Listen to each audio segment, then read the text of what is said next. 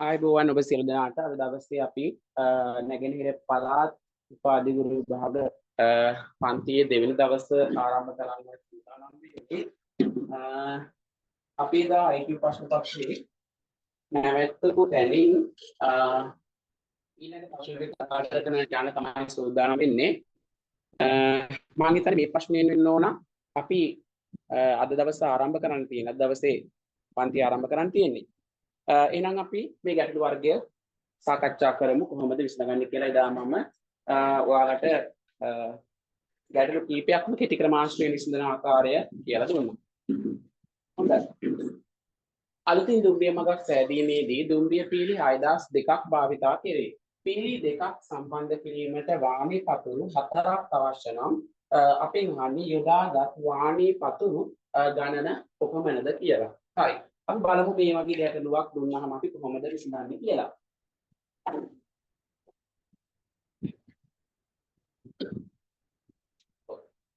දැන් බලන්න අලුතින් දුම්රිය පාරක් හදන්න යන්නේ කියන්නේ අලුත්ම පාරක්.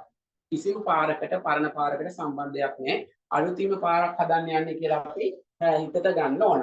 මගක් සෑදීමේදී දුම්රිය පීලි 6002ක් භාවිතා කෙරේ. ඔන්න අපිට පීලි දීලා තියෙනවා 6002ක්. පීලි දීලා තියෙනවා 6002ක්. පීලක් කියන එක ඔයගොල්ලෝ දන්නවනේ. හරි. පීලක් කියන්නේ මේ වගේ සාමාන්‍ය දිග යකඩ බම්බුවක් වගේ එකක් නේද? හරි. ඔන්න ওই වගේ පීලි 6002ක් අපිට දීලා තියෙනවා. පීලි දෙකක් සම්බන්ධ කිරීමට වාණේ පතුරු 4ක් අවශ්‍ය වෙනවා කියලා කියනවා. හරි. ඒ කියන්නේ පීලි දෙකක් එකිනෙකට ජොයින් කරන්න. ඒ ජොයින් කරන තැනකට ඕනලු වාණේ පතුරු 4ක්. මෙන්න මේ වගේ ජොයින් කරන තැනකට වාණේ පතුරු 4ක් ඕන වෙනවලු. වාණේ පතුරු 4ක් ඕන වෙනවලු. එහෙනම් අපෙන් අහන්නේ යොදාගත් වාණේ පතුරු ගන්න කොහොමද? මේ පීලි 6002 භාවිතා කරලා මේ හදපු දුම්රිය මගේ නවතම දුම්රිය මගේ වාණේ මේ යොදාගත්තු වාණේ පතුරු ගන්න කොහොමද කියලා යහන්නේ. හරි. දැන් දුම්රිය මගක් වුණාම දෙපැත්තක් තියෙන්න ඕන නේද? දෙපැත්තක් තියෙන්න බෑනේ. ඒ කියන්නේ එක දිගට ඔය පීලි 6002 මෙහෙම හමුණාගෙන යන්නේ නෑ. නේද? දෙපැත්තට ඒ කියන්නේ මේ පැත්ත කොහොම යද්දි අනිත් පැත්තේ පීලි ටික ඒ ගානටම යන්න ඕන. එතකොට තමයි කෝච්චියකට මේක උඩ මේ දෙපැත්තේ ගමන් කරන්න පුළුවන් වෙන්නේ. අපි සාමාන්‍යයෙන් හිතන්නේ මේක පැත්තක් කියලා. එක පැත්තක් හමුණාගෙන ගියාට අපිට කෝච්චි පාරක් හැදෙන්නේ නෑ නේද? හරි. ඒ වගේම එහෙනම් අපි මුලින්ම බලන්න ඕන මේ පීලි 6002 මේ විදිහට වමටයි දකුණටයි බෙදා ගන්න ඕන. හරි? පීලි 6002 වමට සහ දකුණට වශයෙන් අපි බෙදා ගන්න ඕන. එතකොට බලන්න. වමට පීලි දකුණට පීලි. හරි 6002 අපි ගානට දෙකට බෙදුනහම 3001යි නේද? 3001 3001 වමටයි දකුණටයි ඔන්න බෙදුණා. හරි. දැන් ඔන්න එක පැත්තකට පීලි 3001ක් තියෙනවා. මේ පීලි අමුණද්දී මොකක් වේද බලන්න. මම දැන් මේ පැත්තට පීලි ඔන්න 1යි 2යි 3යි 4යි 5ක් අමුණන්න යන්නේ. ඒ අමුණද්දී අමුණන තැන් එහෙම නැත්නම් ජොයින්ට්ස් කීයක් ඇති වෙයිද? මෙන්න මෙතන එක ජොයින්ට් එකක්. මෙතන අමුණන්න වෙනවා අනිවාර්යයෙන්ම මේ දෙක. ඒ වගේම මේ දෙක මෙතනින් අමුණන්න වෙනවා. ඒ වගේම මේ දෙක මෙතනින් අමුණන්න වෙනවා. ඒ වගේම මේ දෙක මෙතනින් අමුණන්න වෙනවා. එතකොට බලන්න පීලි 5 එකිනෙකට අමුණද්දී අමුණන තැන් කීයක් ඇති වුණාද? 1යි 2යි 3යි 4ක්. බලන්න පීලි 5ක් වුණාට අමුණන තැන් ඇති උනේ ඊට වඩා එකක් අඩුවෙන් 4ක්. නේ? අන්න ඒ තැන් 4ට තමයි අපිට වාණේ පතුරු අවශ්‍ය වෙන්නේ 4 ගාන. බලන්න එනම් පීලි 5ක් තියෙද්දි අමුණන තැන් 4ක් ඇති වෙනවා. එහෙනම් පීලි 10ක් අමුණන්දී අමුණන තැන් ඊට වඩා එකක් අඩුවෙන් ඇති වෙන්නේ. ඒ කියන්නේ අමුණන ස්ථාන 9යි තියෙන්නේ නේද? පීලි 100ක් එකිනෙක අමුණද්දී අමුණන තැන් 99යි ඇති වෙන්නේ. ඕගොල්ලන්ට වැටහෙනවා ඇති මේ සම්බන්ධය මොකක්ද කියලා. හරි?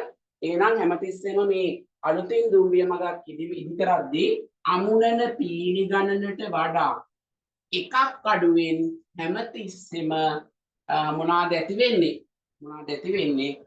අමුණන තැන් සම්බන්ධ කරන තැන් ඇති වෙනවා. හරි. නැවතත් බලන්න මම කතාව ගන්නම්කො පීලි ඔන්න 4ක්. පීලි 8ක් ගමුකෝ 8 දෙපැත්තට බෙදමුකෝ. පීලි 8 දෙපැත්තට බෙදුනාම ඔන්න පීලි 8ක්. 1 2 3 4 5 6 7 8යි. එතකොට අමුන්න තැන් ඇති වෙන්නේ 1යි 2යි 3යි 4යි 5යි 6යි. ඇයි මේකේ 6ක් ඇති වුනේ? දැන් ඔන්න මෙතන පීලි 8ක් අපි ගත්තා. මම මේ සරල උදාහරණයක් ගන්නෙ. පීලි 8 ඉස්සරලාම දෙකට බෙදුවා 4 4 ගානේ.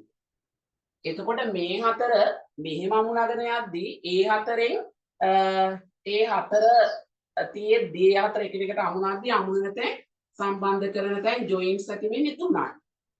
මේ 4ට ජොයින්ට්ස් ඇති වෙන්නේ 3යි. මේ 4 මේ පැත්තේ 4 අමුණද්දී ඒ 4ටත් ජොයින්ට්ස් ඇති වෙන්නේ 3යි. එතකොට බලන්න පීලි ගානට වඩා මෙතන එකක් අඩුවෙන් ජොයින්ට්ස් ඇති වුණා. මේ පැත්තේ පීලි ගානටත් වඩා එකක් අඩුවෙන් ජොයින්ට්ස් ඇති වුණා. එතකොට ජොයින්ට්ස් ඔක්කොම පීලිස් ඔක්කොම එකට ගත්තාම ජොයින්ට්ස් දෙකක් අඩුවෙන් තමයි හිටින්නේ. පීලි ගානට වඩා සම්පූර්ණ පීලි ගානට වඩා ජොයින්ට් දෙකක් අඩුවෙන් ඒ කියන්නේ අමුණ තැන් දෙකක් අඩුවෙන් ඇති වෙනවා. මම කියපු කාරණේ ඔයගොල්ලන්ට වැටහෙන්න ඇති. හරි. දැන් ඔන්න අපේ පීලි එහෙනම් 6002ත් අමුණද්දී අනිවාර්යයෙන්ම ජොයින්ට්ස් කීයක් ඇති වේද? ජොයින්ට්ස් ඇති වෙන්නේ 6000යි. හරි? මොකද මේ 6002 3001 3001 ගානේ දෙපැත්තට බෙදෙද්දී මේ පැත්තේ වම් පැත්තේ ජොයින්ට්ස් ඇති වෙනවා 3000, දකුණු පැත්තේත් ඇති වෙන්නේ 3000. එතකොට මේ පැත්තෙන් ජොයින්ට් පීලි ගානට වඩා එකක් අඩුවෙන් හිටියා. මේ පැත්තේ පීලි ගානට වඩා එකක් අඩුවෙන් ජොයින්ට්ස් ඇති වුණා. එතකොට බලන්න අර පීලි ගානට වඩා සමස්තයක් වශයෙන් මේ පැත්තෙන් එකක් අඩු වෙනවා මේ පැත්තෙන් ජොයින්ට්ස් එකක් අඩු වෙනවා. අතන ජොයින්ට්ස් දෙකක් අඩු වෙන්න ඕන. හරි? ඒ අඩුවීම දෙකක් අඩුවීම කියන කාරණේ ඔයගොල්ලන්ට වැටහෙන්න ඇති. ඇයි දෙකක් අඩු වෙන්නේ? අර දෙපැත්තට බෙදෙන හින්දා දෙපැත්තෙම පීලි ගානට වඩා එකක් අඩුවෙන් ජොයින්ට්ස් ඇති වෙන නිසා. හරි. එහෙනම් ඔන්න අපි මේව බෙද ඉන්න ඕනේ නැහැ. පීලි 6002ක් තියෙනවා නම් එහෙනම් සම්බන්ධ කරන ස්ථාන එහෙම නැත්නම් ජොයින්ට්ස් ඇති වෙනවා. සම්බන්ධ කරන ස්ථාන එහෙම නැත්නම් අපි ඒකට කියනවා ජොයින්ට්ස් කියලා. කීයක්ද ඇති වෙන්නේ? 6002ට අර මුළු පීලි ගණනට වඩා දෙකක් අඩුවෙන් ඇති වෙනවා. 6002කින් දෙකක් අඩු වුණාම 6000යි. එතකොට බලන්න ජොයින්ට් ඇති වෙන්නේ 6000යි. ඔන්න ඔය එක ජොයින්ට් එකකට තමයි වාණි පතුරු 4ක් වුණ මේ බලන්න. නේද? එහෙනම් එකකට අවශ්‍ය මුළු අපි බලමු එහෙනම් අවශ්‍ය මුළු වාණි පතුරු ගණන. අවශ්‍ය මුළු වාණි පතුරු ගණන. එක තැනකට 4 ගානේ මේ ජොයින්ට්ස් 6000ටම කීයක් වුණද කියලා බලන්න. 6000 ගුණ කරන 4ෙන් 4 වරක් 6 24යි. බිංදු 3කට දැම්මහම 24000යි. එහෙනම් ඔන්න වාණි පතුරු අවශ්‍ය වෙනවා 24000ක්. වැටෙන්නේ. අපි දෙකක් ඔන්න අඩු කරලා ගත්තේ අර මුළු පීලි ගණනේ දෙකක් අඩු කරේ ඇයි මේ මුළු පීලි ගණන වමටයි දකුණටයි බෙදෙනවා. ඒතර වම් පැත්තේ පීලි ගානට වඩා එකක් අඩුවෙන් ජොයින්ට්ස් ඇති වෙනවා. දකුණු පැත්තේ පීලි ගානට වඩා එකක් අඩුවෙන් ජොයින්ට්ස් ඇති වෙනවා. එතකොට සම්පූර්ණයෙන් දෙකක් ජොයින්ට්ස් අපි අඩු කරනවා. ඒ නිසා එතකොට ජොයින්ට්ස් 6000යි. එක ජොයින්ට් එකකට වාණි පතුරු 4 ගානේ 6000ටම 24000ක් අවශ්‍ය වෙනවා. මතක තියාගන්න ওই විදිහට අපි හදන්නේ අලුතින්ම දුම්රිය මගක් හදන්න.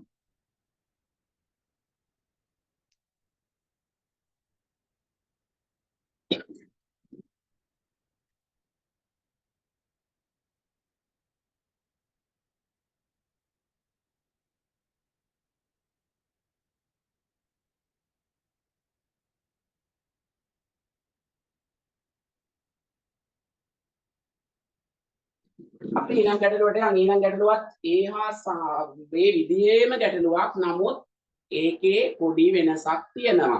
හරි. ඒකේ විශේෂයෙන් කියන අලුත් දුම්රිය මගක් නන් නෙමෙයි. පවතින දුම්රිය මගක් තව දුරටත් දීර්ඝ කිරීම සඳහා දුම්රිය පීලි 2200ක් භාවිතා කෙරේ. පීලි දෙකක් සම්බන්ධ කිරීමට යකඩ ඇන 4ක් අවශ්‍ය වේ නම් අවශ්‍ය මුළු යකඩ ඇන සංඛ්‍යාව සොයන්න. හරි. දැන් අර අපි කලින් නම් හැදුවේ අලුතෙන්ම දුම්රිය මාර්ගයක්. මෙතනේ පවතින දුම්රිය මාර්ගයක් දීර්ඝ කරනවා. හරියට නිකන් අර මාතර වෙනකන් ඉස්සර තිබ්බා කෝච්චි පාර. ඒක ඊට පස්සේ දික් කරා තංගල්ලට වෙනකන්. බෙලියත්තට වෙනකන් දික් කරා. අන්න ඒ වගේ කතාවක් මෙතන වෙන්නේ. ඔන්න කෝච්චි පාරක් තියෙනවා. මේක මෙතනින් පටන් අරන් ඔන්න මෙතනින් පටන් අරන් තමයි දැන් දික් කරන්න යන්නේ. ඒ කියන්නේ මේ පරණ පාරනේ. මේ පරණ පාරේ පීලි තියෙන්නේ. හරි මේ පරණ පීලි දෙකටම ඔන්න අලුතෙන් පීලි 200ක් සම්බන්ධ කරන්න යන්නේ. ඔන්න මෙතන කතාව බලන්නකො. හරි. දැන් ඔන්න අපි පීලි 6ක් භාවිතා කරනවා කියලා හිතමුකෝ. එතකොට 6 3 3 දෙපැත්තට බෙදෙන්න එපායිනේ. හරි. ඔන්න දැන් මේ පැත්තට පීලි 3ක් ගන්නවා අලුතෙන් ඈ. අලුත් ඒවා. මම අලුත් ඒවා n අකුරෙන් නම් කරනවා. n knee. ඔන්න අලුත් එකක් ගත්තා. තව අලුත් එකක් මෙතෙන්ට ගත්තා. තව අලුත් එකක් මෙතෙන්ට ගත්තා. දැන් ඔන්න ඉතිරි දැන් ඔන්න 6න් 3ක් මේ පැත්තට ගත්තා. මේ පැත්තට 3ක් ගන්න ඕනේ. අලුත් එකක් අලුත් එකක් අලුත් එකක්. හරි. දැන් ඔන්න මේ පැත්තේ පීලි තුන සම්බන්ධ කරද්දී ඉස්සරලාම කරන්න ඕන මෙන්න මේ ඉස්සරහින්ම යොදා ගන්න අලුත් පීල්ල පරණ පීල්ලට සම්බන්ධ කරලා ඉන්න ඕන. නේද? දැන් අපි අලුතෙන්ම කෝච්චි පාරක් හදද්දී එහෙම සම්බන්ධ කිරීමක් වුණේ පරණ පාරක් තිබෙන්නේ නැති නිසා. නේ? දැන් මෙතන නම් අනිවාර්යෙන්ම අර අලුතින්ම යොදා ගන්න ඉස්සරහින්ම යොදා ගන්න පීල්ල අර පරණ පාරට අනිවාර්යෙන්ම සම්බන්ධ කරලා ඉන්න ඕන. මේ මෙතන එතකොට ඒක ජොයින්ට් එකක් ඇති වෙනවා. ඊට පස්සේ තමයි අර අලුතෙන්ම ගත්ත ඒවා එකින් එක ජොයින්ට් කරගෙන යන්නේ. බලන්න එතකොට මේ පැත්තේ අපි පීලි 1 2 3යි අලුත් පීලි 3ක් යොදාගත්තා. ජොයින්ට් ඇති උනේත් බලන්න එකක් අඩු වෙනද කියලා බලන්න. 1 2 3යි. ජොයින්ට් ඇති උනේ 3ම. නේ? පීලි 3යි ජොයින්ට් 3යි. අර වගේ එකක් අඩුවෙන් ඇති උන්නේ. මෙතන එකක් අඩුවෙන් ඇති වෙන්නේ නැත්තේ ඇයි? අනිවාර්යයෙන්ම පරණ පාරට මුලින්ම සම්බන්ධ කරලා ඉන්න ඕන. එතකොට අනිවාර්යයෙන්ම පීලි ගානයි ජොයින්ට් ගානයි සමාන වෙනවා. මේ වගේ ගැටලුවක එහෙනම් අර විදිහ දෙකක් අඩු කරන්න ඕනේ නැහැ. මේ පැත්තත් බලන්නකො.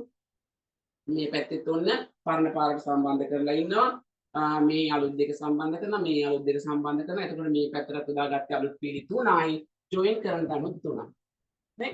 එහෙනම් අර වගේ දෙකක් අඩු කරන්න යන්නේ නැහැ. පවතින දුම්රිය මගක් තවදුරටත් දීර්ඝ කරද්දී හොඳට මතක තියාගන්න.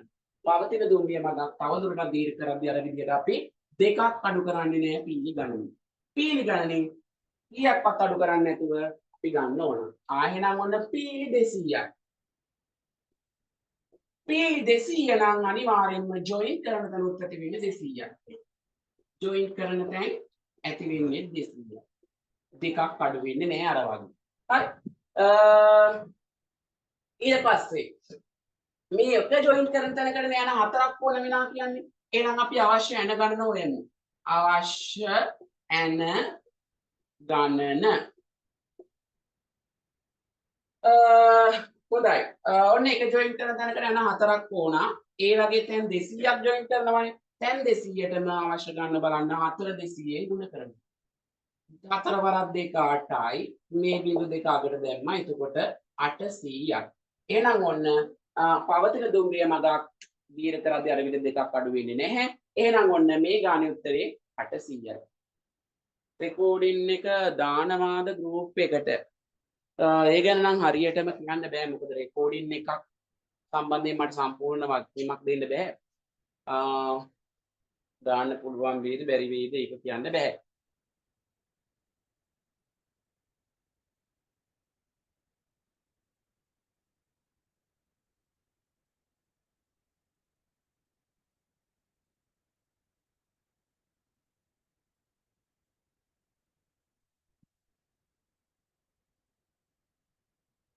හොඳයි අපි ඊළඟ ගැටලුවට යමු. හරි. දැන් ඔන්න පීලි සම්බන්ධ කරන ගැටලුව ඉවරයි. අපි බලමු මේ වර්ගයේ ගැටලුව. රථකාලක යතුරු පැටි සහ මෝටරයන් 19ක් නවතා ඇත. එම වාහනවල ඇති මුළු රෝද ගණන 62දී එම රථගාලයේ ඇති යතුරු පැටි ගණනක් මෝටර රථ ගණනක් වෙන වෙනම සොයන්න. හරි. මේක විසඳන ලේසි ක්‍රමයකුත් තියෙනවා. හැබැයි මේ ලේසි ක්‍රමය හැමතිස්සම යොදා ගන්නත් බෑ. මොකද දැන් මෙතන යතුරු පැටි මෝටර රථයි දෙකේම එකතුව 19. යතුරු පැටි සහ මෝටර රථ 19. ඒ කියන්නේ ඔක්කොගේම එකතුව 19යි කියන එක. නැතුව යතුරු පැටි 19යි මෝටර රථ 19යි කියන එක නෙමෙයි. යතුරු පැදී මෝටර රථය ඔක්කොම එකතු කරාම 19. අන්නේ මුළු වාහන ගන්න අඩු සංඛ්‍යාවක් පෙන්නුවොත් විතරයි අපිට මේ ලේසි ක්‍රමය යොදා ගන්න පුළුවන්. මොකද දැන් මුළු වාහන 100ක් වගේ ප්‍රමාණයකට මේ ක්‍රමය යොදා ගන්න ටිකක් අපහසුයි. ඒ නිසා මම ක්‍රම කීපයක්ම කියලා දෙනවා. හරි. ඔන්න යතුරු පැදි සහ මෝටර රථ කොහොම හරි මුළු වාහන නවතලා තියෙනවා. මම මේ ලේසි ක්‍රමය කියලා දෙන්නේ මුළු වාහන 19ක් නවතලා තියෙනවා. එම වාහනවල මෙතන තියෙන වාහන වර්ග දෙක මොකක්ද? යතුරු පැදි. ඒ කියන්නේ බයික්. බයික් එකකට අපි දන්නවා රෝද දෙක ගානේ තියෙනවා. ඒ වගේ මෝටර රථ ඒ කියන්නේ කාර් එකකට රෝද 4 ගානේ තමයි තියෙන්නේ. හරි. කොහොම හරි බයිකුයි කාරුයි ඔක්කොම එකතු වුණාම වාහන 19ක් තියෙනවා. එම වාහනවල ඇති මුළු රෝද ගණන 62යි. රෝද ගණන 62යි. එහෙනම් මේ 19න් කීයක් බයික්ද කීයක් කාර්ද කියලා අපෙන් අහනවා. කීයක් බයික්ද කීයක් කාර්ද කියලා අපි අහනවා. අපෙන් අහනවා. හරි. මේකේ ලේසි ක්‍රමය මම මුලින් කියලා දෙන්නම්. හැබැයි මේ ලේසි ක්‍රමය හැමතිස්සෙම අපිට අප්‍රූව් කරන්න බෑ. යම් සමහර අවස්ථාවල සංකීර්ණ වෙනවා. ඒ සංකීර්ණ වෙන්නේ මොන වෙලාවෙද කියලා මම කියන්නම්. මේකෙ ඉතර ගැටලුවක් නෙමෙයි. මේකට ලේසි ක්‍රමයක් හදන්න පුළුවන්. හරි. ඔයාලට තියෙන්නේ මේ යතුරු පැදි මෝටර රථයි 19ක් වාහන තියෙනවා කොහොනේ. වාහන 19ට රවුන්ඩ් 19ක් අඳිනවා. වාහන 19ට රවුන්ඩ් 19ක් අඳිනවා. හරි. 1යි 2යි 3යි 4යි 5යි 6යි 7යි 8යි 9යි 10යි 11යි 12යි 13යි 14යි 15යි 16යි 17යි 18යි 19යි. දැන් මේක වාහන ගන්න වැඩි වෙද්දී අපිට කරන්න බෑ. අපි දැන් 19ක් නම් අපිට රවුම් යන්න හැකිනේ. වාහන 150ක් කියලා දුන්නොත් රවුම් 150ක් අඳින එක අමාරුයිනේ. සෑහෙන වෙලාවක් යනවනේ. ඒකයි ඒ විදිය හැමතිස්සෙම හරියන්නේ නැහැ කියන්නේ. මේකේ ගැටලුවක් නැහැ. හරි. දැන් ඔන්න මේ තමයි අපේ වාහන 19. වාහන 19 තමයි මේ. හරි. දැන් මෙතන රෝද මේ වාහන ටිකේ රෝද ඔක්කොම ඉන්න ඕන 62යි. ඉතින් එහාට යන්න බෑ. මේ වාහන 19 රෝද ඉන්න ඕන 62යි. මම රෝද ඉරි වලින් අදිනවා. හරි.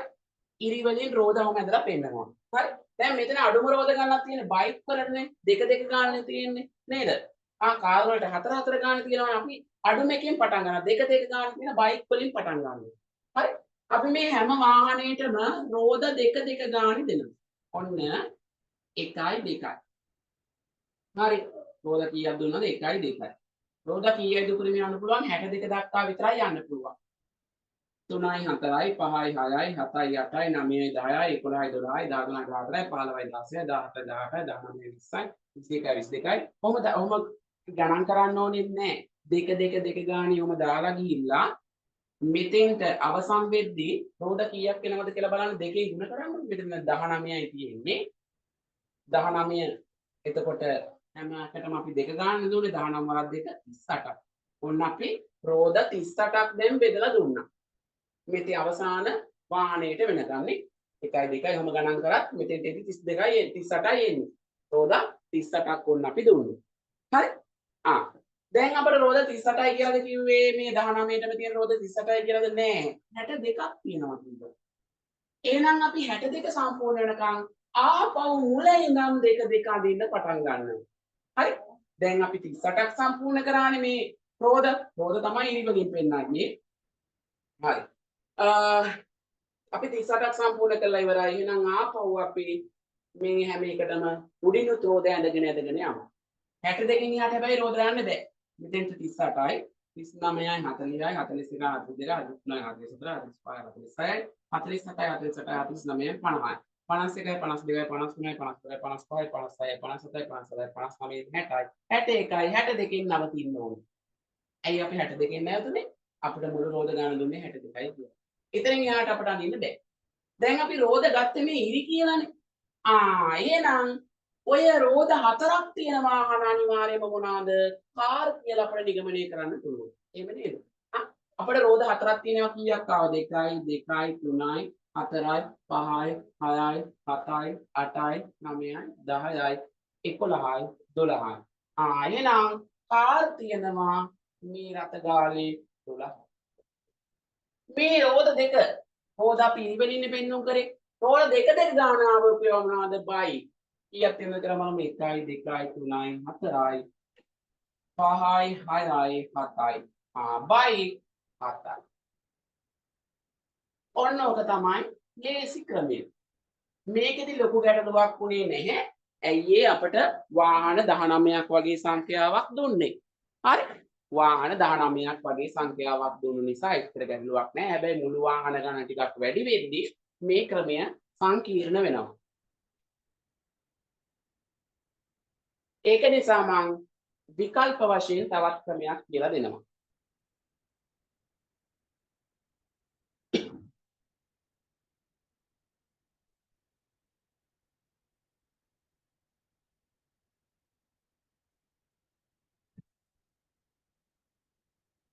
විකල්ප වශයෙන් ක්‍රම ගණනාවක් තියෙනවා මේකේ. නමුත් ඕගොල්ලන්ට මම මේකෙදි ඔන්න පළවෙනි ක්‍රමයේ ඔක තව ක්‍රම දෙකක් තියෙනවා. මම දෙවෙනි ක්‍රමෙත් කියලා දෙන්නම්, තුන්වෙනි ක්‍රමෙත් පුළුවන් වුණොත් කියලා දෙන්න. ඔයාලට වඩා ලේසි ක්‍රමයක් පාවිච්චි කරන්න. හැබැයි මේක විතරක්ම පාවිච්චි කරන්න එපා. මොකද වාහන ගොඩක් ඉදි මේක විසඳන්න අමාරු වෙන නිසා. හරි. එහෙනම් ඔන්න දෙවෙනි ක්‍රමෙ.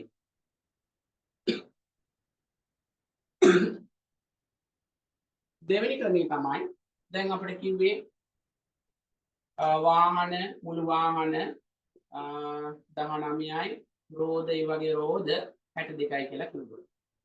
අපි දන්නවා බයික් එකකට රෝද දෙක ගන්න තියෙන්නේ. බයික් එකකට රෝද දෙක ගානේ. කාර් එකකට රෝද 4 ගන්න. හරි.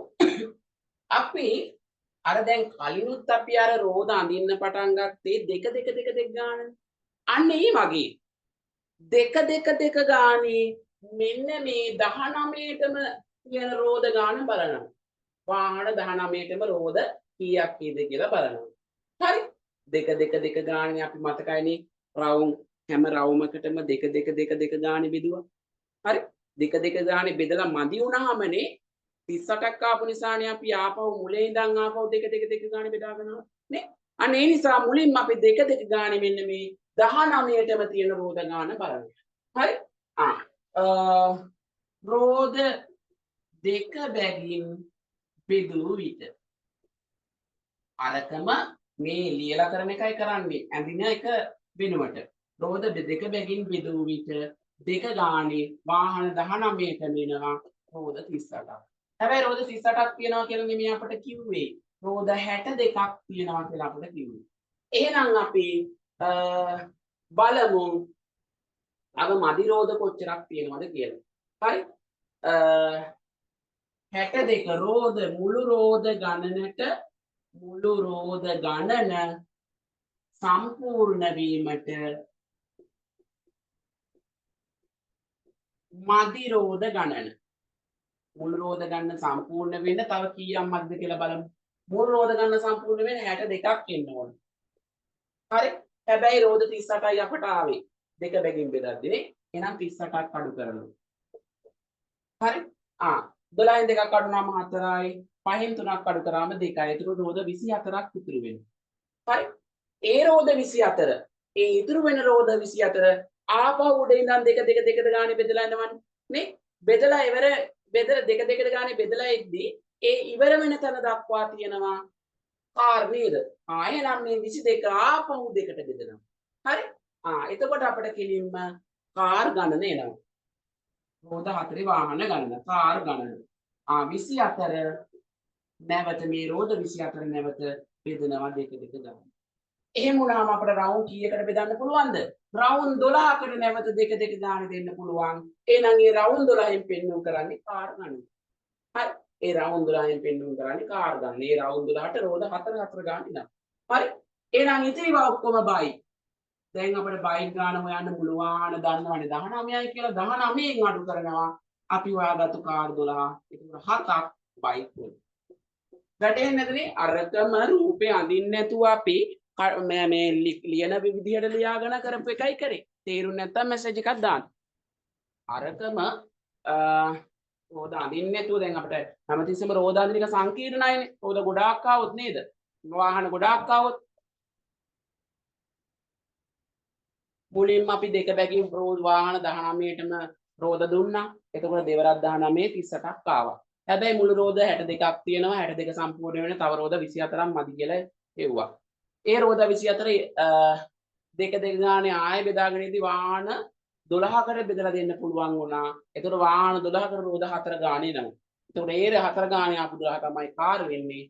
ඉතිරි 19න් ඉතිරි ඔක්කොම බයි.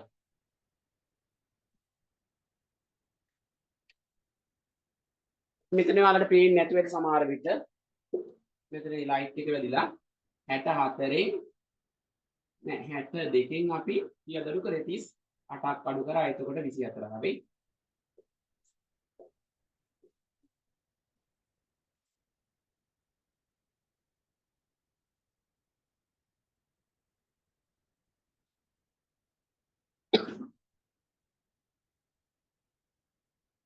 මං හිතන්නේ නෑ අනිත් ක්‍රමයේ කියලා දෙන්න ඕන කියලා. දැන් මොකද ඔයාලට මේ ක්‍රමයෙන් කෙලින්ම වැටහෙන්නේ නැති. මං මොකද අර රවුනුත් ඇඳලා මුලින්ම කියලා දුන්නු හින්දා මේක ඔයගොල්ලන්ට හොඳට වැටහෙන්නේ නැති කියලා හිතෙනවා.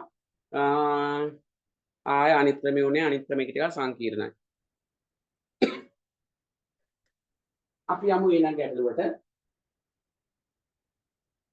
ඒකත් ඔන්නේ මේ වගේ ගැටලුවක්.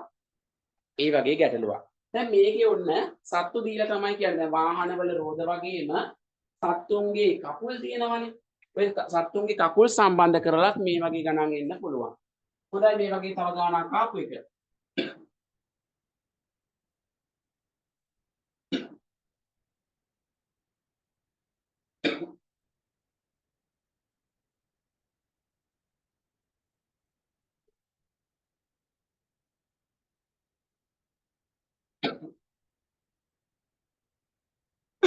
හොඳයි. අපි දැන් මෙතන හරිනම් ගොවිපළක කුකුලන් සහ එළුවන් 25ක් ඉන්නවා. ඒ කියන්නේ මුළු සතුන් 25යි. අර මුළු වාහන 19යි වගේ මුළු සතුන් 25යි. ඕන් ඒ 25 එතකොට හැදෙන්නේ කුකුලන්ගෙන් සහ එළුවන්ගෙන්. කුකුලන් එළුවන්. අපි දන්නවා එක කුකුලෙක්ට කකුල් 2 ගානේ, එක එළුවෙක්ට කකුල් 4 ගානේ. ඕන් සියලු දෙනාගේ පාදවල එකතුව 70යි. මුළු පාද ගණන 70යි. නම් මෙම ගොවිපළේ සිටින කුකුලන් ගන්නත් එළුවන් ගන්නත් වෙන වෙනම සොයන්න. දැන් අපිට හරිනම් රවුම් 25ක් අඳින්න වෙනවා. හරි. මම රවුම් ඇඳලත් කරන්නම්. 25ක් අඳින්න ටිකක් වෙලා යනවා. මම ඇත්තටම නේ අතන දැන් අර ක්‍රමේ ලේසි. හරි ඒ ක්‍රමයෙන් මම පැහැදිලි කරන්නම්කෝ. හරි. කොහොමද වෙන්න ඕන ඔයාලට? හරි. මම රවුම් ඇඳලත් කියලා දෙන්නම්කෝ. 1යි 2යි 3යි 4යි 5යි 6යි 7යි 8යි 9යි 10යි 11යි 12යි 13යි 14යි 15යි 16යි 17යි 18යි 19යි 20යි 21යි 22යි 23යි 24යි. ඔන්න සත්තු 25 දෙනාට රවුම් 25ක් අපි ඇඳා. දැන් මුලින්ම අඩුම කාල් සංඛ්‍යාවක් තියෙන කුකුල්ලුන්ටනේ. එහෙනම් දෙක දෙක ගානේ අඩුම ගානෙන් පටන් ගන්නවා. දෙක දෙක ගානේ මුලින්ම බෙදාගෙන එන්න.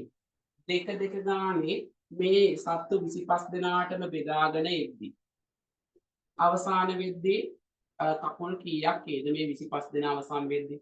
මොන දෙක දෙක ගණන් කරගෙන ඉන්නත් පුළුවන්. ඊට වඩා ලේසි. දැන් අපි මේ 25 දෙනෙක්ට දෙක දෙක ගාන දුන්නානේ. ඒතකොට දෙවරක් 25 මේ අවසානයට එද්දි කකුල් කීයක් සම්පූර්ණයිද? 50ක් සම්පූර්ණයි. හැබැයි අපිට කිව්වේ කකුල් 70ක් තියෙනවා කියලා. ඒ නිසා අපි ආපහු මුලින් පටන් අරන් ආයේ 70 සම්පූර්ණ වෙනකන් දෙක දෙක ගානේ බෙදාගෙන එනවා. තව 20ක් සම්පූර්ණ වෙන්න බැහැ නේද? හරි.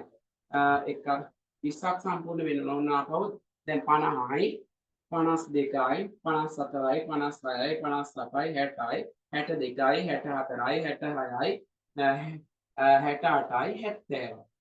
හරි උතරින් නවතින්න නෑ අපේ පාද ගන්න 70යි කියලා දුන්නේ. එහෙනම් මේ කකුල් හතරක් තියෙනවා මොකද? එළුව. 1යි 2යි 3යි 4යි 5යි 6යි 7යි 8යි 9යි 10යි. එළුව කීයද? 10යි. ඔන්න එළුවන් 10යි. එතකොට මේ කකුල් දෙක දෙක ගානේ ආපු කවුද? කුකුල්ලු. අවුන් ගන්න පුළුවන් දැන් මුළු සත්තු 25යි ඉන්නවා කියලා 25න් මේ එළුව 10 දෙනා අඩු වුණාම මේ ටික ඔක්කොම කවුද? කුකුලන්. කුකුලන් එතකොට 15යි. ගණන් කරලා බලන්න 15ක් එනවා. ඕකම අපට අර විදියට අඳින්න නැතුව හදන්නත් පුළුවන්. ඔන්න අඳින්න නැතුව හදන්න පුරුදු වෙන්න. අපි මුලින්ම කකුල් දෙක ගානේ බෙදනවා. කකුල් දෙක බැගින් සතුන්ට බෙදුව විට කකුල් දෙක බැගින් සතුන්ට ඔන්න බෙදනවා. දෙක ගානේ එතකොට සත්තු 25 දෙනාට කකුල් 25ක් එනවා. හැබැයි අපිට කිව්වා කකුල් 70ක් තියෙනවා කියලා මොන්නේ නේ. එහෙනම් මුළු පාද ගණන සම්පූර්ණ වීමට මදි ගණන කොහොමද හොයන්නේ? දැන් අපිට බෙදලා දුන්නාම 25යිනේ.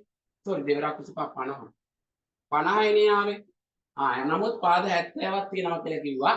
70න් අපට ආපු 50 අඩු කරාම තව කකුල් 20ක් ඉතිරි වෙලා තියෙනවා. දැන් ඒ 20ත් අපි දෙකෙන් බෙදන්න ඕන. දෙක බෙදලා දෙන්න ඕනනේ නේද? ඉතිරි අයට මේ බෙදාගෙන ආවේ අපව උඩින් දෙක මේ 20 කී දෙනෙක්ට බෙදලා දෙන්න පුළුවන්ද කියලා බලමු. ඉතිරිය දෙක බැගින් බෙදූ විට ඉතිරිය දෙක බැගින් බෙදමු අපි ඉතිරි කකුල් 20යිනේ 20 බෙදනවා දෙකෙන් එතකොට කීයද 10යි. ඉතිරිය එතකොට 10 දෙනෙක්ට බෙදලා දෙන්න පුළුවන් මේ. ඉතිරිය කී දෙනෙක්ට බෙදලා දෙන්න පුළුවන් 10 දෙනෙක්ට. එතකොට මේ 10 දෙනාටම කකුල් 4 ගානේ එනවා නේද? එතකොට ඒ කකුල් 4 ගානේ ණය තමයි මේ 10 දෙනා තමයි මොක්කුද එළුව වෙන්නේ. එම නිසා එළුවන් ගණන 10යි ඉතිරි ඔක්කොම කුකුලන් ගණන දැන් මුළු සත්තු 25යි 25න් මේ එළුව 10 දෙනා අඩු කරාම 15යි කුකුලන් අර උත්තරේම ආවා.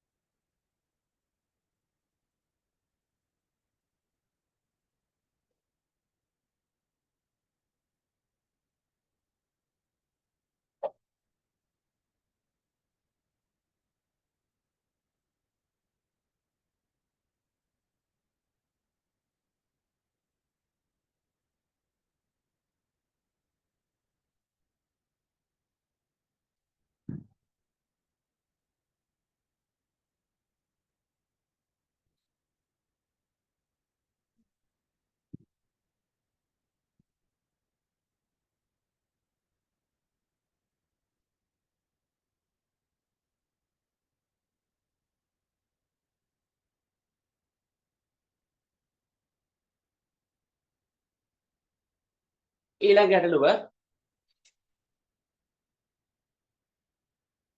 හරි මේක ඒ විදිහේ ප්‍රශ්නයක් නෙමෙයි. විභාග ප්‍රශ්න පත්‍රයක ප්‍රශ්න 50ක් ඇත. ඒ සඳහා හිමි ලකුණු ගණන 100යි. මේ වරදින ප්‍රශ්නයකට ලකුණු 3ක් කපනු ලැබේ. ප්‍රශ්න සියල්ලටම පිළිතුරු ලියූ ළමයෙක් ලැබූ ලකුණු ගණන 30ක් නම් ඔහු නිවැරදිව පිළිතුරු සැපයූ ප්‍රශ්න ගණන කොපමණද කියලා අහන ගැටලුවක්. ඔන්න ටීචින් එක්සෑම් එකට අහන්න පුළුවන් සාමාන්‍යයෙන් මෙවුවා විභාග ප්‍රශ්න පත්‍රවල ඔය විස්තර සාමාන්‍ය ගුරුවරුන්ට අදාළ දේවල්. ඒ වගේ ගැටලුවක් සම්බන්ධ කරලා දෙන්න පුළුවන්.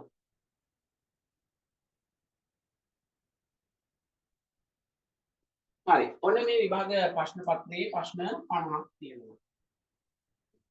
ප්‍රශ්න 50යි.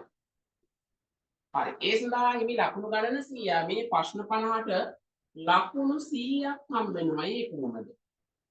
ලකුණු 100ක් හම්බෙන්න නම් කොහොමද? එක ප්‍රශ්නයකට හරි ප්‍රශ්නයකට ලකුණු දෙක ගානේ 50ට දෙන්න ඕනනේ. 50ටම දෙක ගානේ දෙන්න ඕන හරි ගියොත්. එතකොට ලකුණු 100 හම්බ වෙනවා. හරිද? එහෙනම් හරි එකකට දෙන්න ලකුණු දෙක. හරි. ඊට පස්සේ වරදින ප්‍රශ්නයකට ලකුණු 3ක් කපනවා. ප්‍රශ්නයක් වැරදුනොත් හරි ගියොත් ලකුණු දෙකක් වගේම වැරදුනොත් ලකුණු 3ක් කපලා දාන්න. හරි. ඔන්න ළමයෙක් ඉන්නවා. මේ තමයි ළමයා කියලා හිතමු. මේ ළමයා අපිට කියනවා ප්‍රශ්න සියල්ලටම උත්තර ලියපු ළමයෙක්. ප්‍රශ්න සියල්ලටම පිළිතුරු ලියමු ළමේ. හැබැයි ලැබපු ලකුණු ගණන 30යි. දැන් මේ කතාව කිව්වා නේද? දැන් මෙයා ප්‍රශ්න 50කටවත් උත්තර ලියලා. හැබැයි 100 හම්බුනේ නේ. නේ 30යි හම්බුනේ. ඇයි මේ 50ම ලිව්වට 50ම හරි ගියොත් මේ එකකට දෙක ගානේ 50කට 100ක් ලැබෙන්නේ නේද? හැබැයි මෙයා වරද්දාගෙන තියෙනවා ප්‍රශ්නනේ වරද්දාගෙන තියෙනවා. දැන් කියන්න එපා මෙයාගේ 15යි හරි ගියේ 15ට දෙවරක් 15 30 ගත්ත එහෙමයි කියන්නේ. නෑ. මෙතන මෙහෙම සංසිද්ධියක් වෙනවනේ. ප්‍රශ්නයක් වැරදුනොත් දැන් හරි ගියොත් දෙකක් ලැබෙනවා වගේම වැරදුනොත් ලකුණු 3ක් අඩු කරනවා. හරි ගියොත් දෙකක් එකතු කරනවා වැරදුනොත් ලකුණු 3ක් අඩු කරනවා. එහෙම දෙයක් මෙතන වෙනවා. අපි කරන පේපර් වගේ නෙමෙයි. නේ? හරි. මෙතනදී ස්වභාවය තමයි ඔන්න දැන් අපි හිතමු මම උදාහරණයකින් ගන්නම්. දැන් මේ ළමයා ඔන්න මේ ප්‍රශ්නේ දාන්න ටික මේ ළමයා ඔන්න පළවෙනි ප්‍රශ්නේ දෙවෙනි ප්‍රශ්නේ තුන්වෙනි ප්‍රශ්නේ හතරවෙනි ප්‍රශ්නේ වෙනකම් හදාගෙන එනවා කියලා හිතමු. පළවෙනි ප්‍රශ්නේ හරි. දෙවෙනි ප්‍රශ්නේ හරි. තුන්වෙනි ප්‍රශ්නේ හරි. හතරවෙනි ප්‍රශ්නේ හරි. එතකොට මේවට දෙක ගානේ ලකුණු කීයක් දැන් එකතු කරගෙනද? ලකුණු 8ක් එකතු කරගෙන. ඔහොම එතකොට දෙක ගානේ එකතු කරගන්න ඒවා තමයි එයාට 100 දක්වා යන්න උපකාරී වෙන්නේ. නේ? හරි. එතකොට මෙහෙම දෙයක් න දැන් ඔන්න ලකුණු 8ක් එකතු කරගෙන. හරි. පස්වෙනි ප්‍රශ්නේ අපි හිතමු ඔන්න වරදිනවා කියලා. පස්වෙනි ප්‍රශ්නේ වැරදුනොත් මේ දෙක ගානේ යාට හම්බෙන්න තිබ්බු දෙක මේ පස්වෙනි ප්‍රශ්නේ හරි ගියා නම් හම්බෙන්න තිබ්බු දෙක එයාට අනිවාර්යයෙන්ම ලකුණු දෙක එයාට අනිවාර්යයෙන්ම මේ 100ක් ගන්න නම් අවශ්‍ය වෙනවනේ නේ හැබැයි ඒ ලකුණු දෙක දැන් හම්බෙන්නේ නැහැ හරි ලකුණු ඕනේ එතකොට මෙයාට අහිමි වෙනවා මම මේ අහිමි වෙන ඒවා කියන්නේ ලකුණු දෙකක් එතකොට ඔන්න ලැබෙන්නේ නැහැ නේ ලකුණු දෙකක් ලැබෙන්නේ නැහැ නේ මෙතෙන් ලකුණු දෙක දැන් අනිවාර්යයෙන්ම ওই ලකුණු දෙකේ එපැයිනේ 100න් 100 ගන්නට නේද ඒක දෙන්නේ නැහැනේ ප්‍රශ්නේ වැරදුනොත් නේ ඒ වගේම ඊට අමතරව ලකුණු කපනවා ලකුණු කීයක්ද අර මෙතෙක් එකතු කරගත්තු 8න් ලකුණු 3ක් කපනවා ඇයි වර්ධන ප්‍රශ්නයක ලකුණු 3ක් කපනවා නේ බලන්න අර දෙකක් අහිමි වුණා ඊට අමතරව මෙච්චර වෙලා එක්රැස් කරගත්තු ලකුණු වලින් ලකුණු 3කුත් කැපිලා යනවා එතකොට දැන් යාගේ ලකුණු කීයද වෙන්නේ 8න් 3ක් අඩුනම 5ක් දක්වා අඩු වෙනවා නේ බලන්න එතකොට එයාට අහිමි වීම දෙකක් වෙනවා එයාට මේ 100ට යන්න තිබු chance එකට දැන් අහිමි වීම කීපයක් වුණා කොහොමද එයාට අර 100 දක්වා යන ගමනේ මේ පස්වෙනි ප්‍රශ්නෙට ගන්න තිබු ලකුණු දෙක නැතුව යනවා ඒක ආපහු දෙන්නේ ඒ වගේම එක්රැස් කරගත්තු ලකුණු වලින් ලකුණු 3කුත් කපනවා එතකොට අහිමි වීම දෙකයි සම්පූර්ණ අහිමි වීම වල එකතු කරව 3යි 2යි 5ක් අහිමි වෙනවා හරි 3ක් විතරක් අහිමි වෙනවා කියලා හිතන්න එපා 3ක් කපනවා කියලා හිතන්න එපා ලකුණු දෙකකුත් අහිමි වෙනවා හරි එහෙනම් ඔන්න ඕගොල්ලෝ ඒක තේරුම් ගන්න නැති වරදින එක ප්‍රශ්නයකට අහිමි වන ප්‍රමාණය කපන ප්‍රමාණය නෙමෙයි මම කියන්නේ අහිමි වන ප්‍රමාණය. ඔව් දෙකක් අර වර්ධන ප්‍රශ්නෙට ගන්න තිබු ලකුණු දෙක ලැබෙන්නේ නේද? ඒ වගේම ගත්තු ලකුණු වලින් ලකුණු 3ක් කපලා දානවා. එතකොට මුළු අහිමි වීම ගන්න 5යි. එතකොට යම් එක ප්‍රශ්නයක් ලැබුණා කියන්නේ ලකුණු 5ක් එයාට අහිමි වෙලා ගිහිල්ලා. අපි බලමු මෙයා අහිමි කරගෙන තියෙන මුළු ලකුණු ගණන. දැන් 100ක් ගන්න පුළුවන්කම තියෙදි මෙයාට කියයිනේ. එතකොට කොච්චරක් මෙයාට අහිමි වෙලාද? එහෙනම් ඔන්න මම බලනවා අහිමි වී ඇති මුළු ලකුණු ගණන. හරි. ඒකට අපි කරන්නේ දැන් 100ක් ගන්න පුළුවන්. මෙයා ගත්තේ 30යි. 100න් 30 අඩු කරාම මෙයා අතින් 70ක් අහිමි වෙලා තියෙනවා. එතකොට මම කිව්වා එක ප්‍රශ්නයක් වැරදුනොත් අහිමි වෙන්නේ 5යි. දෙකක් වැරදුනොත් අහිමි වෙන්නේ 10යි. තුනක් වැරදුනොත් අහිමි වෙන්නේ 15යි. එහෙනම් 70ක් අහිමි වෙන්න 5 ගානේ කී වතාවක් වරදින්න ඕනද කියලා බලන්නත් මොකද කරන්නේ? වැරදි ප්‍රශ්න ගන්න ඔයා ගන්න. වැරදි ප්‍රශ්න ගණන. මේ 70 අහිමි වුණු මුල් ලකුණු ගණන බෙදනවා.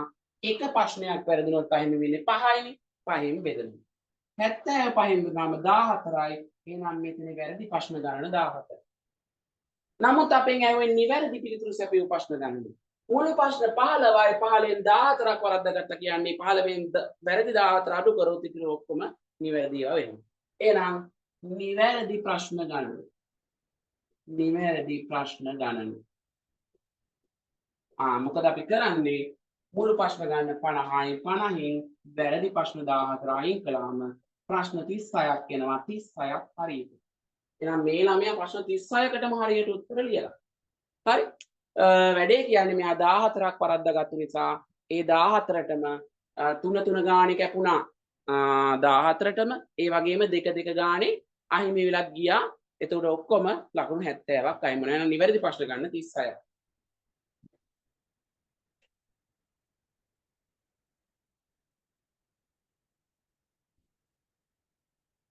ඇල්ලට චුට්ටක් දානවා. පන්දි නැද්දම් අම්මේ මෙසේජ් දාලා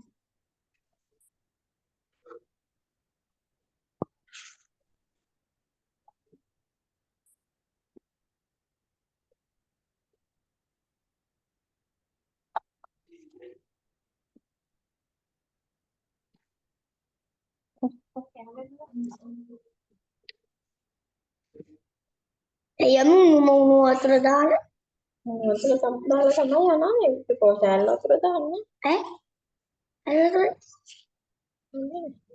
නෑ බඩේ කොහෙද නෝනේ එළවලු දැම්ම අයියෝ හේතුව මම දන්නේ නැහැ බඩේ යකුන් හැදෙනවා ඇල් වතුර දාලා කනවද හදාගෙන කන්න ඕන කෑමක් ඇල් වතුර දාගෙන හදාගෙන කනවද දැන් රොටි වලට එහෙම එනකොට රොටි තම්බනවානේ මේක තම්බලා කන්නේ නැහනේ තේරෙනවද සිංහල රොටි වලට අල්ලන්න රට තුනට අනේ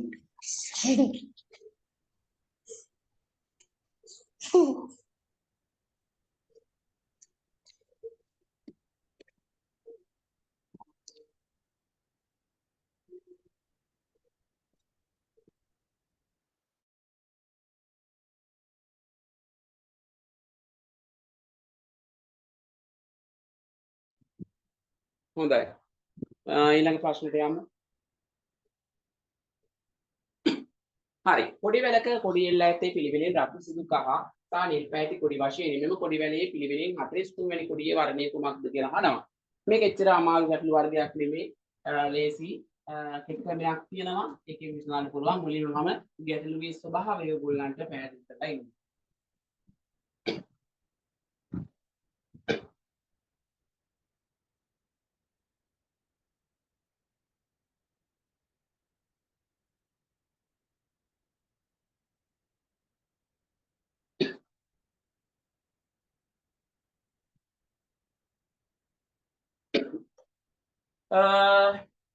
බලන්න කොඩි වැලක් කියන්නේ මෙහෙම එකක්. පල්ලිවල පන්සල් වල එල්ලන්නේ. හරි. මේකේ රටාවකට කොඩි එල්ලලා තියෙන පිළිවෙලෙන් රතු සුදු කහ සහ නිල් පැහැති කොඩි වශයෙන් මුල් මේක රතු. ඊට පස්සේ කහ ඊට පස්සේ දෙවෙනි එක සුදුනේ. සුදු රතු සුදු කහ නිල්. ඔන්න ඔය රටාවට රතු සුදු කහ නිල්. ආය රතු වලින් පටන් ගන්න. ඊට පස්සේ දෙවෙනි එක ආය සුදු.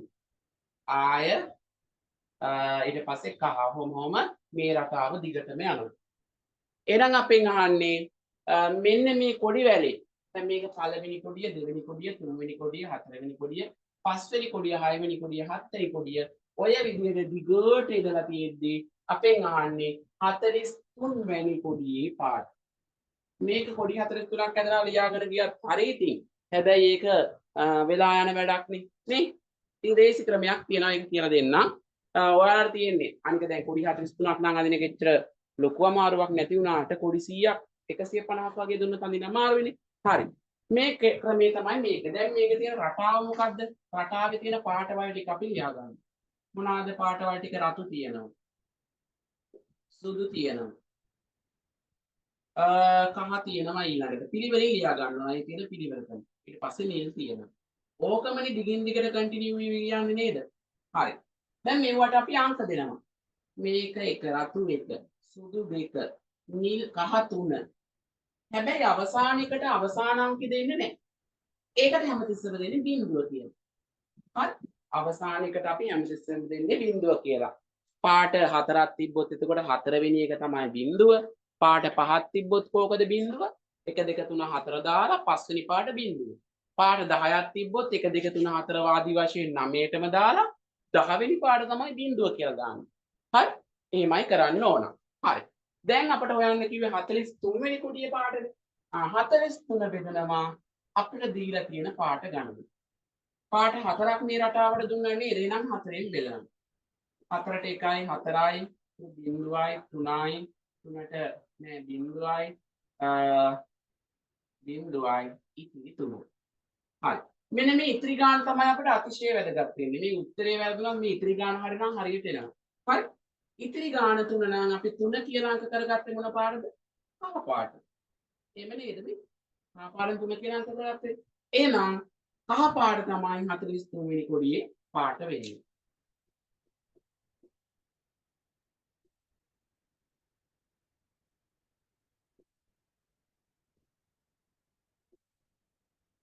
හරි.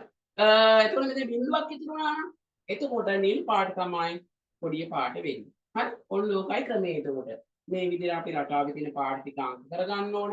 ඒවට එකේ ඉඳන් ඉලක්කම් දානවා. හැබැයි අවසානයේකට අවසාන ඉලක්කම දෙන්නේ බිඳුව කියලා තමයි දාන්නේ. ඕක හරිම ලේසි ගැටලුවක් කියන මං හිතන්නේ ඕකෙන් මම අරගෙන තියෙන්නේ එකක් විතරක්. ওই රටාව එතකොට අනුගමනය කරන්න. ඕනම රටාවකට ඕක ඇප්‍රූව් කරන්න පුළුවන්.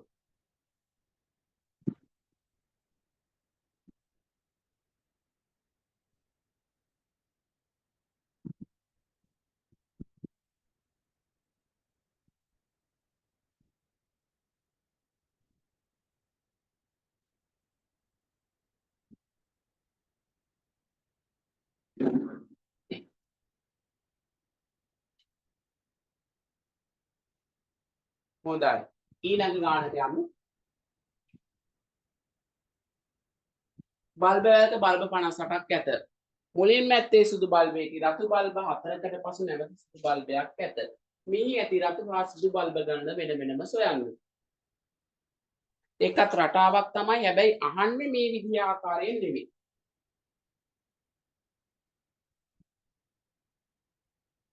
මුලින්ම අපි මේ රටාව අඳුර ගන්න ඕන. බලන්න අපිට කිව්වේ බල්බ වලක බල්බ 58ක් ඇත. හරි. ඔන්න මුළු බල්බ 58යි.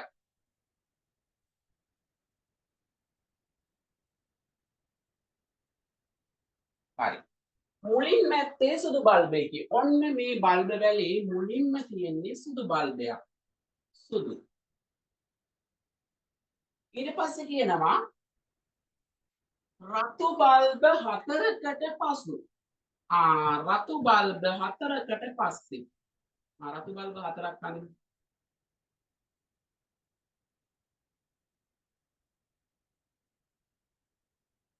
ඔන්න රතු බල්බ 4ක්. රතු බල්බ 4කට පසු නැවත සුදු බල්බයක් ඇත. නැවත සුදු බල්බයක් තියෙනවා. එහෙනම් මේ සුදු බල්බයට පස්සේ තියෙන්නේ මොන බල්බද?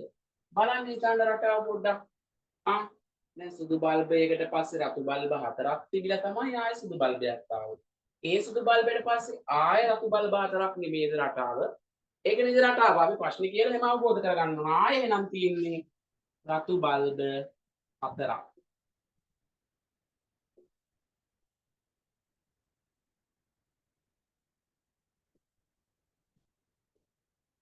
ඒ රතු බල්බ 4කට පස්සේ තමයි ආයෙ සුදු බල්බයක් තියෙන්නේ. එහෙනම් මෙතන රටාව මොකක්ද? මෙන්න මේ කොටස තමයි රටාව. මේකමනේ දිගින් දිගටම යන්නේ නේ.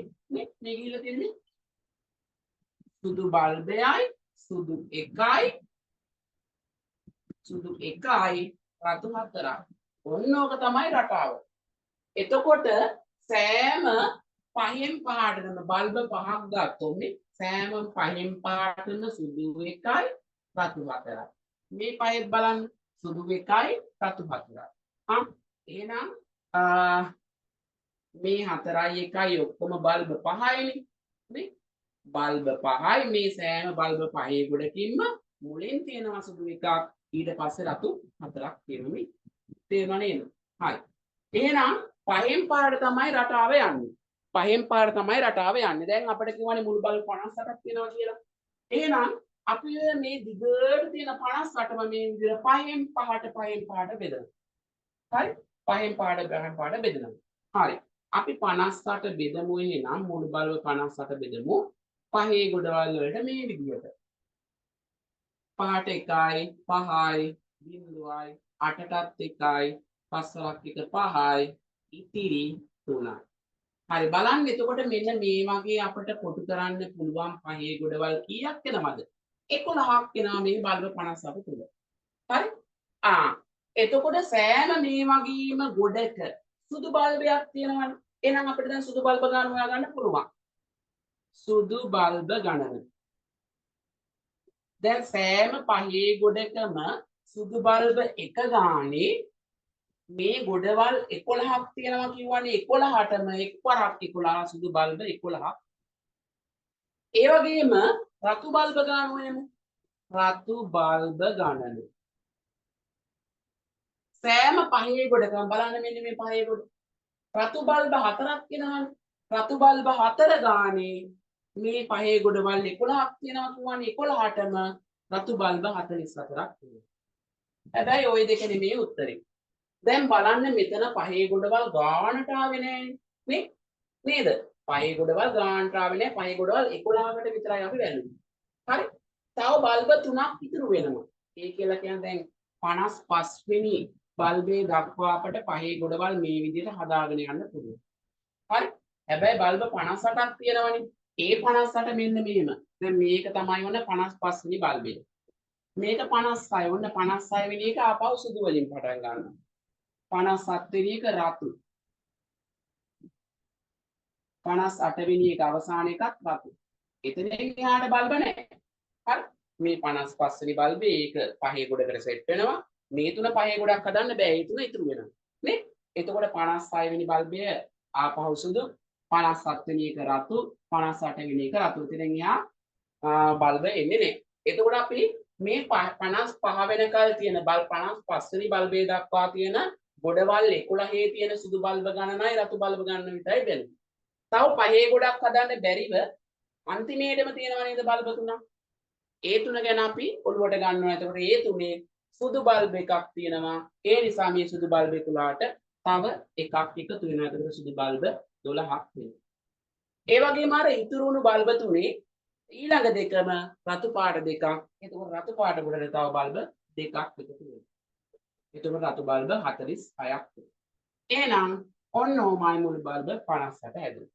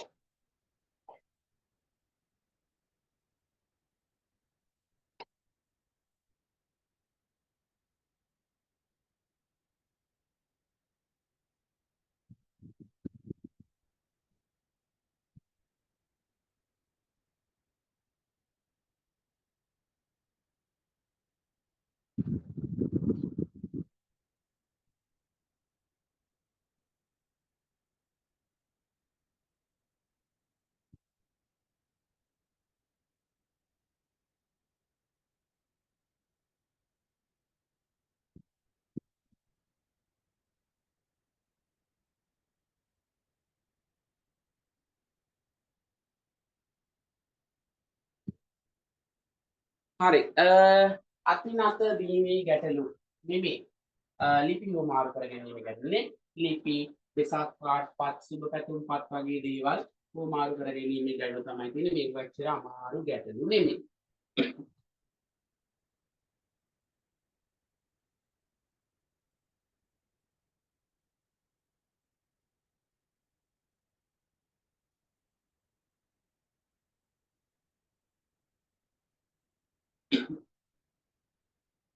හොඳයි. අපි බලමු. බලන්න ළමයි 20 දෙනෙක් තමයි එකිනෙක අතර ලියුම් හුමාරු කරගන්න. දැන් මෙහිමයි කතාව. දැන් අපි ළමයි 5 දෙනෙක් අරන් සරල උදාහරණයක් බලමු. දැන් ළමයි 5 දෙනා.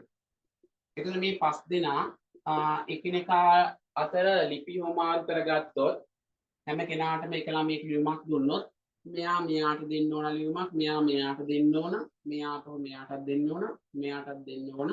එතන මෙතන 5 දෙනෙක් හිටියට මෙයාට අවශ්‍ය වෙන්නේ ලියුම් 4ක්. ඇයි? මෙයාත් එක්කනේ මේ 5 දෙනාම හැදෙන්නේ. තමන්ටම ලියුමක් දී ගන්නෙ නෑනේ. තමන්ටම වෙසක් කාඩ් එකක් දී ගන්නෙ නෑනේ. තමන්ටම නත්තල් සුබ පැතුම් පතක් දී ගන්නෙ නෑනේ. නේද? එහෙනම් 5 දෙනෙක් හිටියට මේ හැම කෙනාටම අවශ්‍ය වෙන්නේ 4 ගානේ නේද? තමන්ව අයින් කරගන්න ඕන එතන නේ. එතකොට මේ 5 දෙනා අතරම හුවමාරු වන මුළු ලිපි ගණන හොයන්නේ කොහොමද? ළමුන් 5 දෙනයි, පුද්ගලයන් 5 දෙනයි, එක්කෙනෙක් ගාව තියෙන ඕන ලිපි ගණන එක්කෙනෙක් දෙන ලිපි ගණන 4ක්. 4 දෙනෙක්ට දෙනවා. ලිපි 4ක් එක්කෙනෙක් ගාව තියෙන්න ඕනේ. එහෙනම් 5 වරක් 4 ලිපි 20ක් හුවමාරු වෙනවා. හරි. එහෙනම් ළමයි 5 දෙනෙක් හිටියොත් එක්කෙනා ගාව තියෙන්න ඕන 4 ගානේ. ළමයි 10 දෙනෙක් හිටියොත් එක්කෙනා ගාව තියෙන්න ඕන 9 ගානේ. ළමයි 100 දෙනෙක් හිටියොත් එක්කෙනා ගාව තියෙන්න ඕන 99 ගානේ. තමන් අඩු කරලා නේද? එහෙනම් හැමතිස්සෙම ඉන්න පුද්ගලයන් ගානට එකක් අඩුවෙන් තමයි හැම කෙනා ගාවම ලිපි තියෙන්න ඕන. හරි? එහෙනම් අපි මේ වගේ ගැටලුවක් විසඳන ක්‍රමය තමයි හැමතිස්සෙම පුද්ගලයන් ගණන ගන්නවා.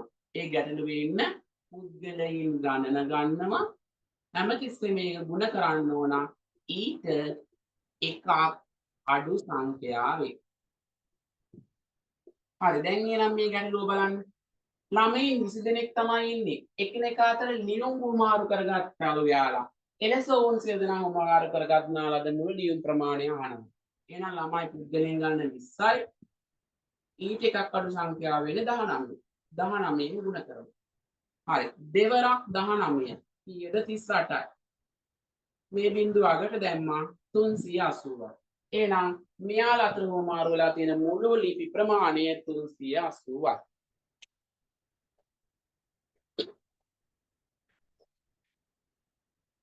හැමතිස්සෙම පුද්ගලයන් ගණන ගුණ කරන්න ඕන ඊට එකක් අඩු සංඛ්‍යාවෙන් ගුණ වෙලා තමයි මේ හොමාරු වන මුළු ලිපි ප්‍රමාණය ලැබෙන්නේ එතකොට ලිපි වෙන්න පුළුවන් වෙසක් පාටපත් වෙන්න පුළුවන් නත්තල් සුන්පතුම්පත් වෙන්න පුළුවන් ඒ වගේ දේවල් හුවමාරු වෙන මුළු ප්‍රමාණය ආදී ඔය විදිහට තමයි අපි ගැටලුව විසඳන්න ඕන.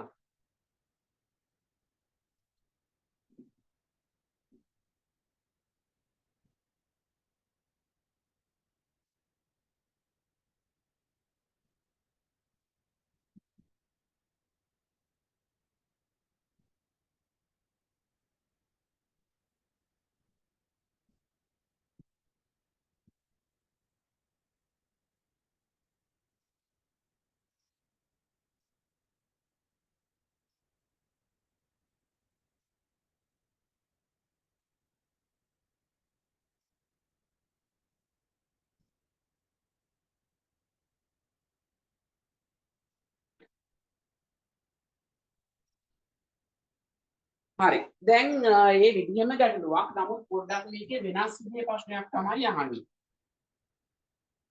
මිතුරන් කීප දෙනෙකු ලියුම් හුවමාරු කරගත් අතර හුවමාරු වුණු ලියුම් ගණන 56කි.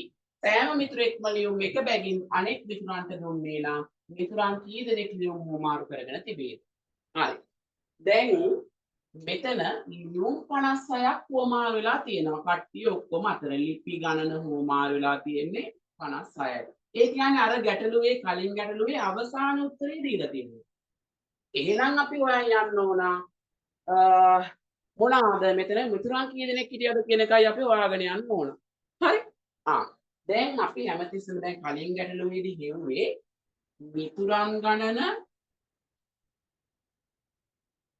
එහෙම නැත්නම් පුද්ගලයන් ගණන ඊට එකක් අඩු සංඛ්‍යාවෙන්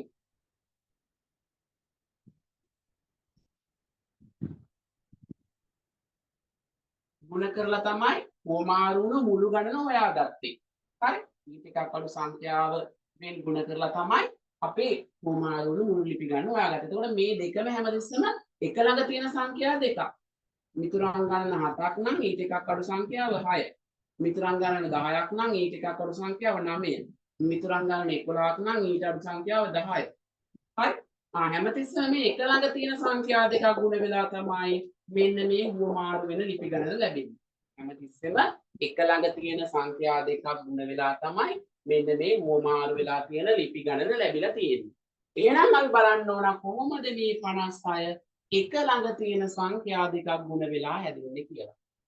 ඒකට අපි 56 සාධක හොයන්න ඕන. ඒ කියන්නේ 56 ගුණ වෙලා හැදෙන විදි. හරි?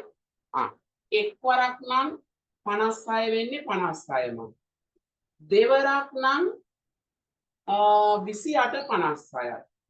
තුන්වරක් කියවත් 56 වෙනවද? තුන්වරක් කියවත් 56 වෙන්නේ. 56 තුනෙන් බෙදලා බලන්න. වෙන්නේ නැහැ නේද? ඔව් වෙන්නේ නැහැ. හරි. හතරවරක් නම් 14 තමයි 56. හරි. පස්වරක් කියවත් 56 වෙන්නේ නැහැ. හයවරක් කියවත් 56 වෙන්නේ නැහැ. හත්වරක් වෙනවා. හත්වරක් 8 56 වෙනවා. හරි. ආපහු 8 වරක් ගද්දී 8 වරක් 7 56යි. බලන්න මේ දෙකම මේ ඉලක්කම් දෙකම මාරු වෙලා නේද මෙතන ඇවිල්ලා තියෙන්නේ. අන්න එහෙම මාරු වෙලා ආපු ගමන් අපි මේවා හොයන එක නවත්තන්න ඕනේ. මේකත් මකලා දාන්න. එතනින් එහාට සාධක නැහැ. හරි ගණිතයේ සාධක හොයන්නේ එහෙම. දැන් අපි බලනවා දැන් මේ හැම විදියම එකේම උත්තරේ 56. එක්වරක් 56ක් 56. දෙවරක් 28ක් 56. 14 වරක් 14ක් 56. හත්වරක් 8ක් 56. ඔය හැම ක්‍රමෙන්ම හුවමාරු වුණු ලිපි ගණන 56 කියන උත්තරේ එනවා. නමුත් මෙන්න මේ එක ළඟ තියෙන සංඛ්‍යා දෙකක් ගුණ වෙලා 56 හැදුණු විදිය තමයි අපට ඕන. මේ දෙක එක ළඟ තියෙන සංඛ්‍යා දෙකක් නෙමෙයි 1.56. මේ දෙකත් එක ළඟ නෙමෙයි. මේ දෙකත් එක ළඟ නෙමෙයි. මෙන්න මේ දෙක එක ළඟ තියෙන සංඛ්‍යා දෙක. නේ? එහෙනම් මේ දෙක ගුණ වෙලා තමයි හුවමාරු වුණු මුළු ලිපි ගණන 56 කියලා කියන උත්තරේ ලැබිලා තියෙන්නේ. එහෙනම් මෙතන 7ද 8ද පුද්ගලයන් ගණන මිතුරන් ගණන වෙන්නේ 7ද 8ද. හැමතිස්සෙම මිතුරන් ගණන වැඩි. ඒක ගුණ කරන්නේ ඊට එකක් අඩු සංඛ්‍යාවෙන්නේ. එහෙනම් මේ දෙකෙන් වැඩි එක තමයි මිතුරන් ගණන. මේ දෙකෙන් අඩු එක තමයි ඊට එකක් අඩු සංඛ්‍යාව.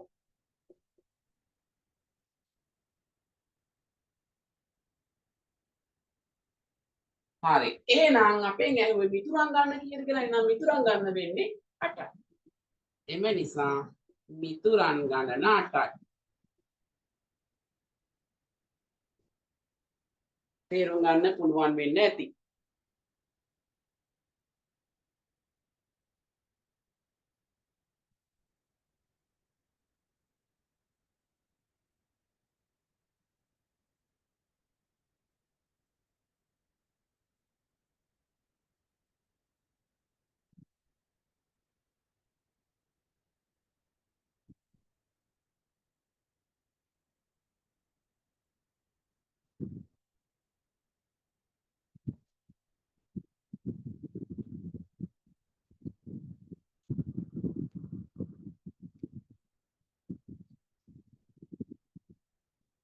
හොඳයි එහෙනම් අද දවසේ මේ ප්‍රශ්න ටික තමයි මම කතා කරන්න බලාපොරොත්තු වෙන්නේ. නැවත අපේ පන්තියේ හෙට දවසෙත් පැවැත්වෙනවා.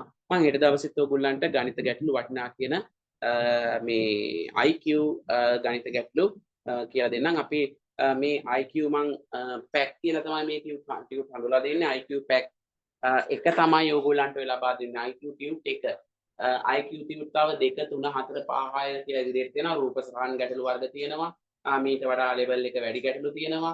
ඊට පස්සේ තරකන රාම් ගැටලු තියෙනවා. ඔය විදිහ ගැටලු ගණනාවක් අපේ IQ නිබන්ධන කට්ටලේ තියෙනවා. මම ඉදිරියට ඒ නිබන්ධන කට්ටලේ ඔයගොල්ලන්ට ලබා දෙන්නම්. මම හිතන්නේ ඔයගොල්ලන්ට අද දවසේ උගන්නපු දේවල් වැටහෙන්නේ නැති, තේරුම් ගන්න පුළුවන් ඉතින් බොහොම සරල මට්ටමේ තමයි ඉදිරියටත් කියලා දෙන්නේ.